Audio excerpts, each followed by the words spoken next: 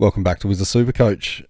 Heading into the weekend, which is nice. Back to the team previews over the weekend, hopefully. But for now, I've done this video that I said I'd do in last night's video. And I'm going to continue with that ruck theme, as I can see a lot of people seem to be having trouble deciding on rucks at the moment. And I'm no different. I still don't know.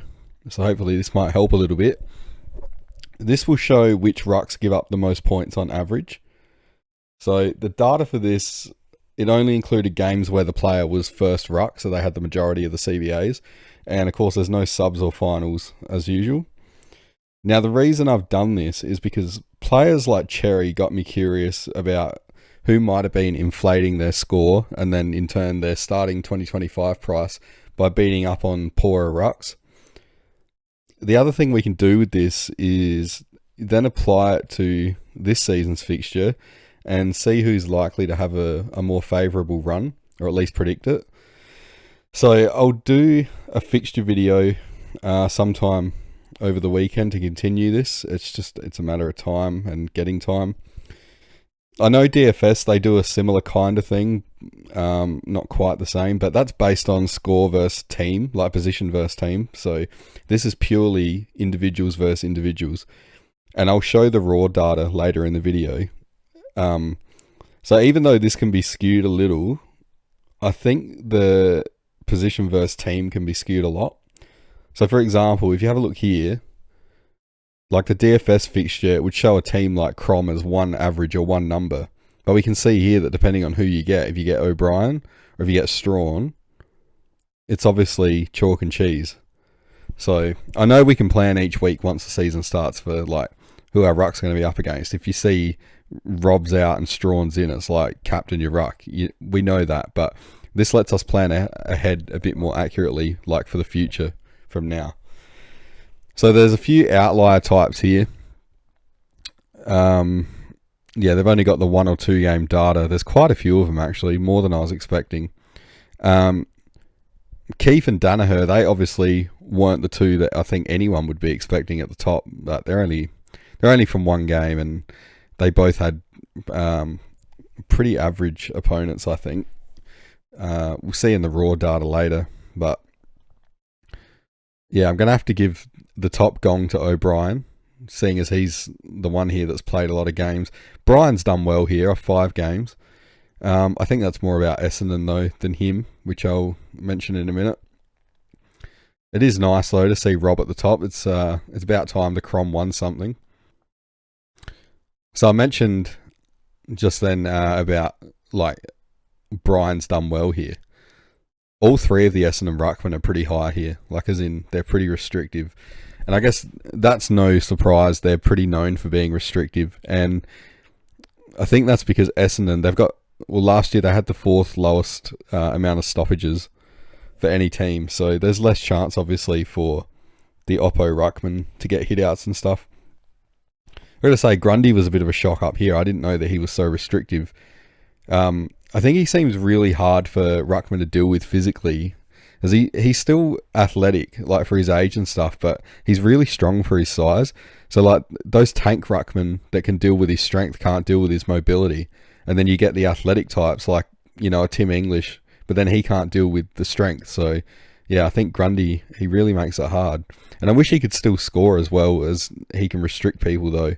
Like especially last year when I owned him, but I'm not going to complain too much.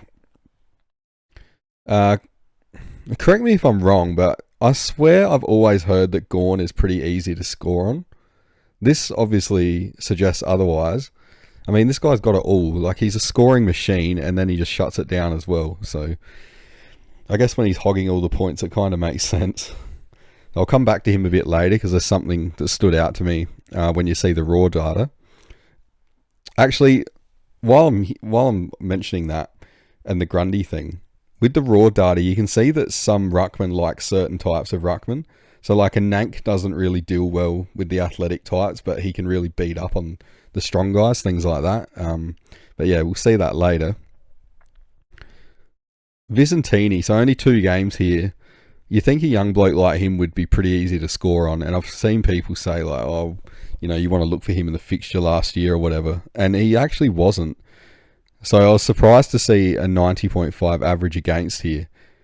But then I was also surprised because when I looked at his opponents, yeah, they weren't that great. So you'll see that in the raw data later. But this is why this is good, because it shows, like this doesn't, but the raw data will show it's player versus player, not player versus team. Xerri's no surprise. Guys like Sweet and Briggs, they're others that I reckon I've been hearing for a long time are fairly easy to score against. And again, this would suggest that that's not exactly true. I'll skip these. There's not too much here. We kind of know these things, like English and Marshall. You know, you can get decent scores on them. You're probably not going to be able to blow them away. But JVR, so Van Rooyen, this one stood out a bit. And I know it's only the 2 games, but his opponents in those 2 games were Shrek and Draper. So he's held his own pretty well there in those 2 games to only go the 103 average. You'd think like Shrek is potentially going to put like a 180 on him or something like that. I don't think the rest here are terribly surprising. So I guess what I'll do now is I'll leave you guys to hit pause if you want and have a look at this some more if you need to and draw your own conclusions. And I'll continue on now and show the raw data and what we can see there. So this is the very, very raw data here. So the way this works is this is what the players scored going across this way. So Gawn got a 129 against O'Brien, 138 and a 79 against McInerney. You get it. So yeah, scored up here, and then yeah, the opponent goes the other way. So then we go down and we find their average of what these guys give up, basically. So what this does is when you're trying to identify the guys that inflated scores, like I suspected Xerri had, what you want is obviously this side here, the way I've ordered it, these are the most restrictive types, right? And so obviously at the other end, we have the easiest guys to score on. So what you don't really want to see, I think, say if you're looking at Gawn and Xerri, which I am, you can already tell here that if you look in this, like what, that's probably like the lowest third, like the worst third scorers. Gawn's got 3 opponents here. He played Williams twice, and he didn't even destroy him, by the way, and Stanley. But Xerri, have a look at all these games here in the last third. Like Gawn's up here battling all these, like, you know, proper rucks and stuff, and still scoring absolutely amazingly with like a 180 on Marshall and stuff. And then yeah, you got Xerri. Like look at all these down here, like a 185 on Williams, 151 on Blitzarves. Like I think this has kind of cemented it for me that he's probably going to lose money unless he can get a killer run. Now, I haven't actually looked at the fixture for this yet because I said I'm going to do it over the weekend. I'll apply all this to the fixture and show who's got a good run and stuff. Well, as best as I can at this time of year, knowing injuries and who's likely to be in and out and stuff like that. But yeah, I think it's really valuable. So yeah, I'm just looking. Is there anyone else here that looks like they're a bit like lopsided like Xerri, where most of the results are on this side? I don't know. Again, hit pause and you can look at what you want. You can see like directly here, like say you want to look at Nankervis versus Xerri, you can see that Nankervis put 150 here on Xerri. So yeah, you can look at players like matchup if you just match them here. Pardon the pun. So yeah, it does go down pretty far as well. So you know, I'm not going to run through them all or any of them really. I'm just getting this out there if people want to use it.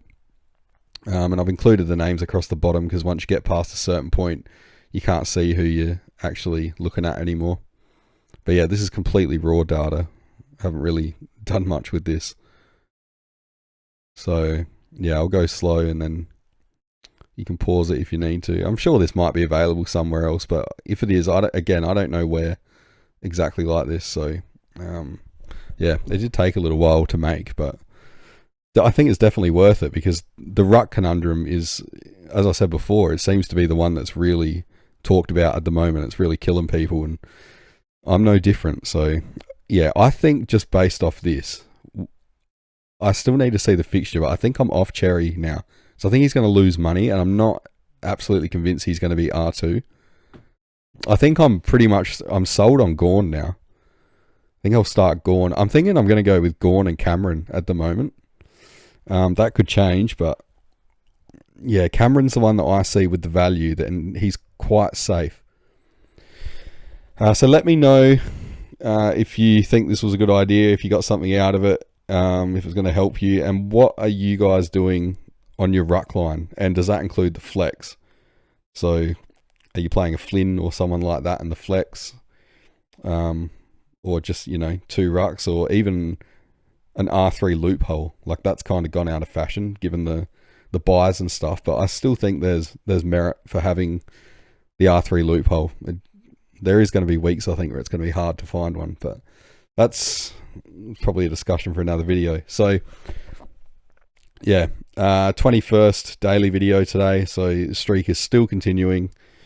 And yeah, once again, thanks to everyone for watching, and yeah, I'll see you in tomorrow's video.